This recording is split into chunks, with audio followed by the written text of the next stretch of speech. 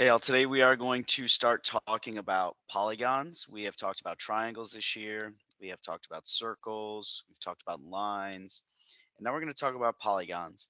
And real simply, polygons are any shape that has three or more sides and that is closed. That means there's no gaps. All the lines are connecting. All the sides are connecting. So a triangle is the smallest number of sides we can have for a polygon, and then we can go up from there. And so let's talk briefly about sort of like some vocabulary for polygons. So we have two types of polygons. We have polygons that are considered regular polygons, and they have all the same side lengths and all the same angle measures. And then we have polygons that are not regular, which means they can have side lengths that are different and angle measures that are different. So if I go around and I look at these, this is a regular polygon. Uh, this is not. This is not a regular polygon. All the sides are not the same size. This is a regular polygon. All the sides are the same side. The angles are the same size. We can also classify them as being convex or concave. Convex polygons have all the angles or points, for lack of a better word, pointing outwards. So for example, this is a convex polygon. All of these spots where the sides meet are pointing out. This is also convex. This one's convex. And then the opposite of that would be concave. And in a concave polygon, we have what we can refer to as sort of a dent. You can see that these two sides where they meet is pointing inwards, and that makes it concave. We have sort of dented the polygon. That's sort of a simple way to say it. And then when we look at these polygons, we see that there are angles inside of them. So for example, this one has 1, 2, 3, 4, 5, 6, 7 angles. That means it also has 1, 2, 3, 4, 5, 6, 7 sides. So I'm going to say n equals 7. N is the number of sides or angles in a polygon. Those are all angles that are interior. They're interior because they're inside. And then we also have exterior angles, but those take a bit of imagination. Exterior angles are formed if we extend the side. So I can extend this side, and you can see an angle is formed right there. And so if we did that at every side, I won't do this at every side, it might take me a while, we would have an exterior angle at every what we call vertex. These are all vertices where the sides meet.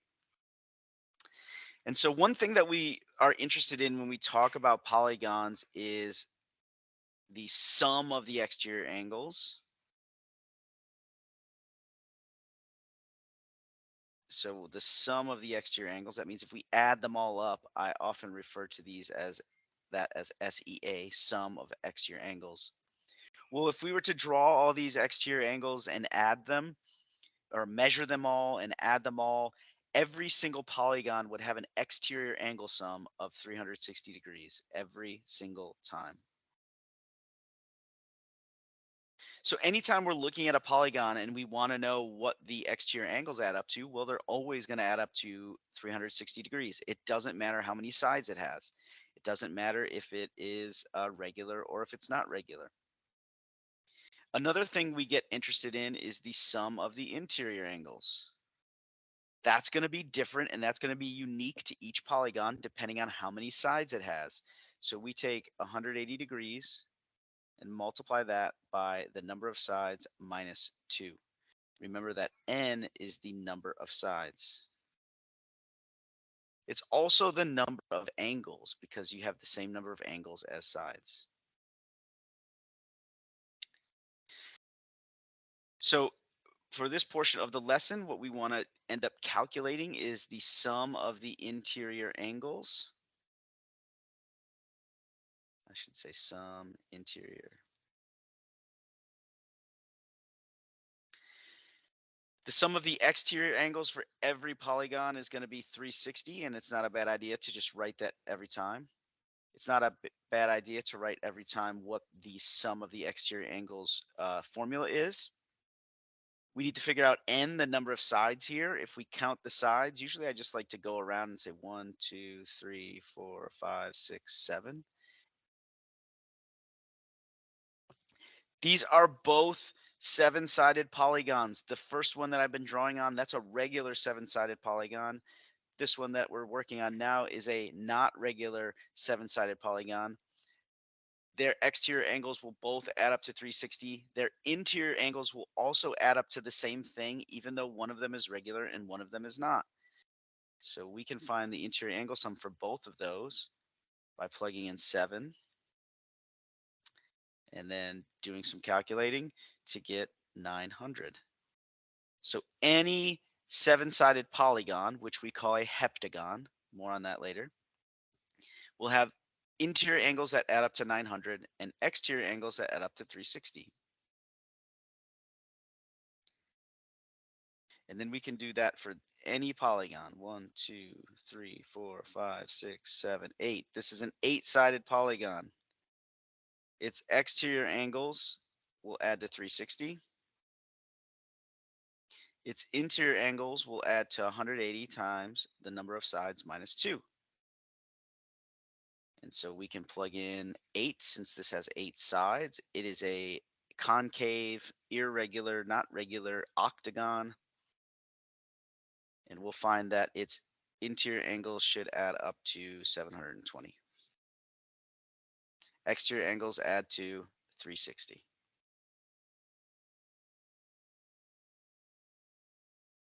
And finally, this one over here, its exterior angles are going to add to 360 every single time.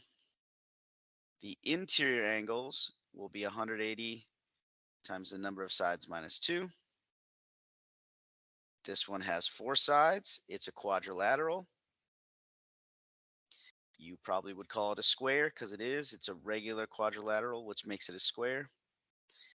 And its interior angles also add up to 360. So this is a unique case where the interior angles add up to the same thing as the exterior angles.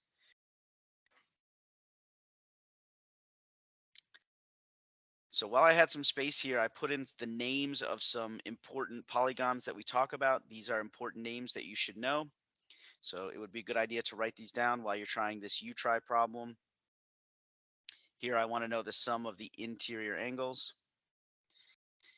If we have a polygon that has more than 12 sides, we usually just take the number of sides. So let's say 13, and then we tack on gon at the end. So a 13 gon has 13 sides, a 14 gon has 14 sides, and so on and so forth.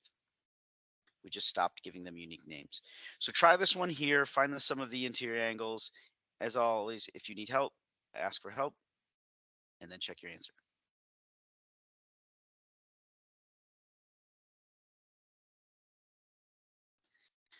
So I did talk about polygons being regular polygons, meaning that they have the same length of sides and the same measure of angles. And so these are all regular polygons. And so something that we can find out that's unique to regular polygons is we can find out how big each interior angle is, because they should all be the same. And we can find out how big each exterior angle is because they should all be the same. And so we do have a formula for that. It's based on the sum of the interior angles. So one interior angle is going to be the total sum of my interior angles divided by the number of angles there are. So whatever they should all add up to, if we divide them by the number of angles, that's going to distribute the degrees equally because they're all going to be the same size. To find one exterior angle, we take that exterior angle sum 360 and divide by the number of sides or number of angles.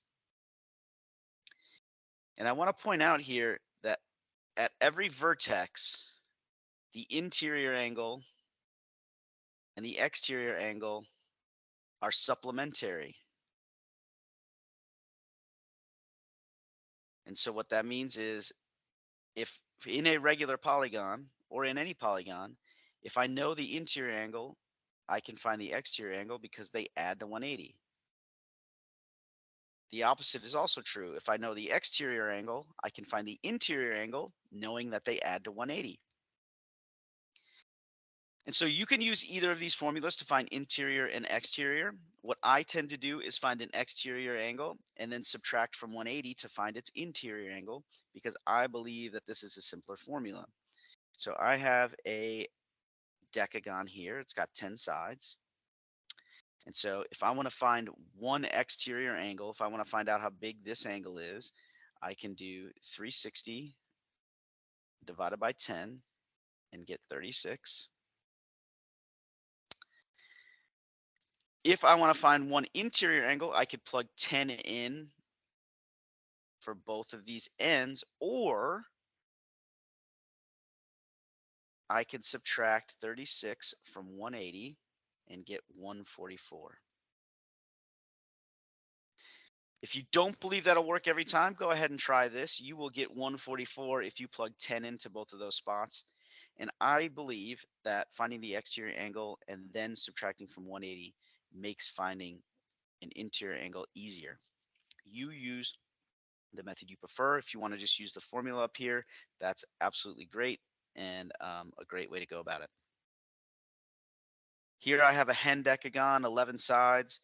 I'm going to find an exterior angle by dividing 360 by 11. That gives me a decimal, which I'll round to 32.72. If I want to find the interior angle there, they're supplementary. That means I can subtract my exterior angle from 180, and I can get my interior to be 147.27 degrees. These are all in degrees. So that means that each of these inside angles is 147.27. Each of these exterior angles is close to 32.72.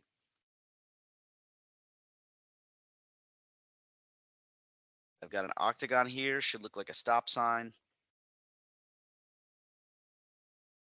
If I divide 360 by 8, I'm going to get 45. That means every exterior angle is 45 degrees. I can find the inside angles by subtracting that from 180 or using the formula up here, whichever you prefer. And I can find that my interior angles are all 135 degrees.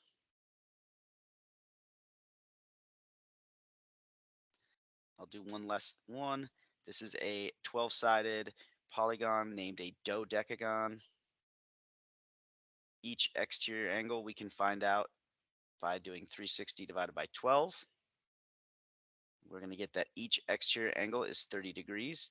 And you can see that as I'm adding sides, as my polygon has more sides, its exterior angle is getting smaller. I can find my interior angle by subtracting that from 180 or using this formula up here if you prefer. And you're going to get 150 degrees. Hopefully you also see that as I add sides, the interior angles get larger. So the exterior angles get smaller, the interior angles get larger. So I want you to try this one. You are looking for one interior angle. Use your method of choice. Either find the exterior angle first and subtract it from 180, or go ahead and use the formula for one interior angle.